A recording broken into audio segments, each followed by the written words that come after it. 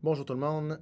Vidéo maintenant pour parler du changement de forme de la fonction polynomiale de degré 2, de la forme générale vers la forme canonique.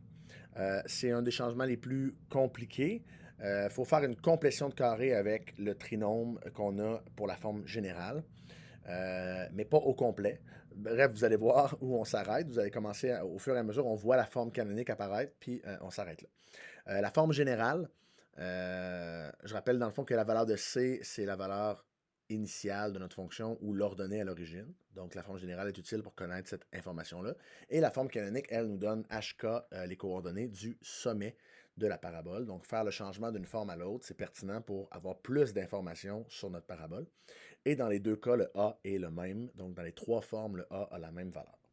Un exemple maintenant, disons que j'ai la forme générale suivante, f de x est égal à moins x carré plus 8x. Je vais écrire mon 8 comme du monde, ça va aider. Plus 8x moins 5. Disons que j'ai cette forme-là et que je veux la transformer sous la forme canonique. Donc, ce qu'on va faire, c'est qu'on va procéder aux étapes de la complétion de carré. La première étape de la complétion de carré, c'est de mettre en évidence la valeur de A si ce n'est pas 1 déjà.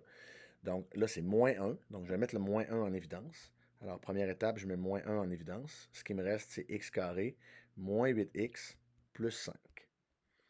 Et là, à partir de cette parenthèse, je vais effectuer une complétion de carré. J'ai donc moins 1 ici. Ma complétion de carré ici, je prends mes deux termes là, x carré moins 8x. Je prends la moitié de 8 et je la mets au carré. C'est ça le terme qui manque. Donc la moitié de 8, c'est moins 4. Au carré, c'est 16. Je vais donc faire x carré moins 8x plus 16. Mais là, j'ai fait plus 16 pour rien. Je fais moins 16. Et là, j'écris mon plus 5. OK?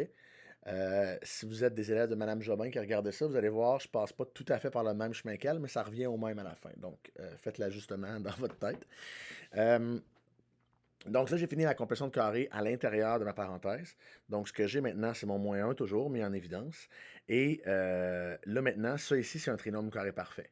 Donc, je peux le factoriser en x moins 4 au carré. Et ce qui me reste de l'autre côté, c'est moins 16 plus 5. Et moins 16 plus 5, ça donne, vas-tu le dire, moins 11. Donc voilà.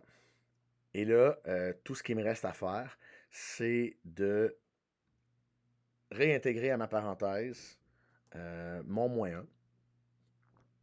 Donc, ici, je prends le moins 1 et je le distribue à l'intérieur de ma parenthèse. J'ai donc moins 1 fois le x moins 4 au carré, ça donne moins x moins 4 au carré. Et j'ai moins 1 fois moins 11 qui donne plus 11. Donc là, j'ai ma fonction, toujours f de x. J'ai ma fonction sous la forme canonique maintenant. Donc, je peux voir mes paramètres h qui vaut 4 ici, mon paramètre k qui vaut 11, et mon paramètre a qui vaut moins 1, ce qui est la même chose que dans ma forme générale au début. Mon a était de moins 1, il n'a pas changé, c'est encore moins 1. C'est une bonne nouvelle. Et j'ai mon h et mon k qui sont maintenant visibles dans ma forme canonique. Donc, voilà comment passer de la forme générale à la forme canonique.